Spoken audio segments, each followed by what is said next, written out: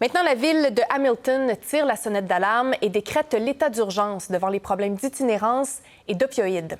Jean-Loup, les élus espèrent ainsi attirer l'attention de la province pour obtenir de l'aide. Voilà, parce que la déclaration d'état d'urgence, ça ne débloque pas de fonds immédiatement du gouvernement Ford. C'est de justement lancer le message, comme vous dites.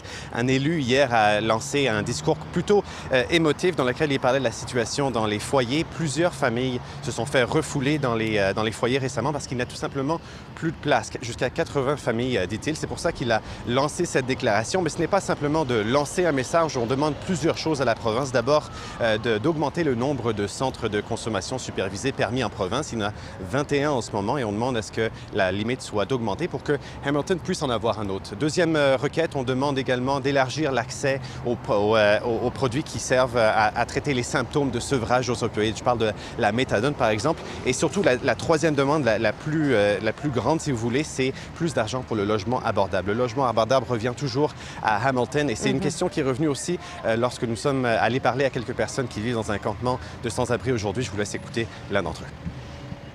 I think that would be a good thing, you know, even like mini houses, you know what I mean, or the miniature homes. Yeah. You know, that how much are those going to cost a month to run, you know what I mean? Not that much. So if they can find a spot to do that and you know, big enough spot, there's a lot of us.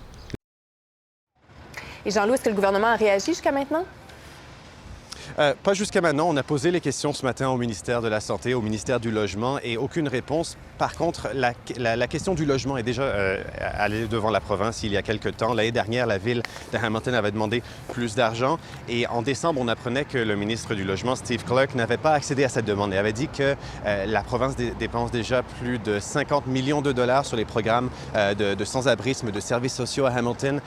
Or, il en faudra beaucoup plus que ça. D'après la Ville, en tout cas, un nouveau rapport des dernières semaines fait état d'un besoin de 60 millions de dollars d'ici 2025 pour mettre fin au sans-abrisme chronique à Hamilton. C'est la demande qui est envoyée. Pour l'instant, aucune réponse du gouvernement, mais on attend ça des nouvelles aujourd'hui. Ah oui, c'est ça, une somme considérable. Jean-Loup Doudard à Hamilton, merci beaucoup.